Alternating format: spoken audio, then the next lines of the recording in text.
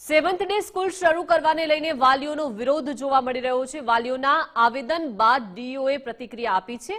Offline શિક્ષણ માટે ચર્ચા ચાલી રહી છે। શાળા કક્ષાએ સમિતિની રચના કરવામાં આવી છે। સમિતિમાં મૃતકના પિતાનો સમાવેશ કરવામાં આવ્યો છે। જલ્દી ઓફલાઈન શિક્ષણ શરૂ થાય તેવી શક્યતા છે। એના દ્વારા સતત આ બાબતે તપાસ ચાલી રહી છે।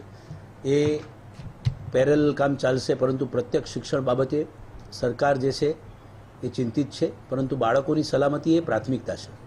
એટલે સરકાર આ દિશામાં ચોક્કસ નિર્ણય લેશે।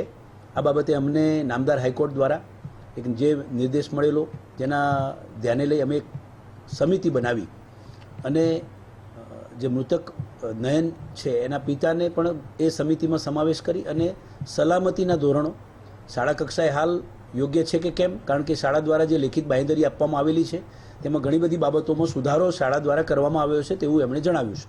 જે બાબતોની ચકાસણી કરવા માટે અમે અમારી આ જે બનાવેલી સમિતિ છે એમને પણ મોકલ્યું છે અને એ સમિતિ દ્વારા રિપોર્ટ આજે આવી જશે।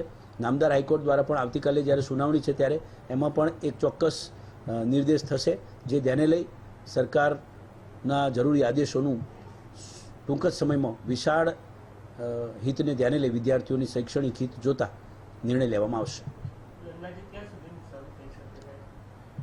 આમ તો નામદાર હાઈકોર્ટમાં આવતીકાલે સુનાવણી છે અને પ્રત્યક્ષ શિક્ષણની જે રીતે જોવા જઈએ તો અત્યારે જરૂરિયાત છે એવી વાલીઓની રજૂઆત પણ છે અને આ અમે સરકારમાં સાદર પણ કરી છે, એટલે સત્વરે થઈ જશે તેવું અમારું માનવું છે।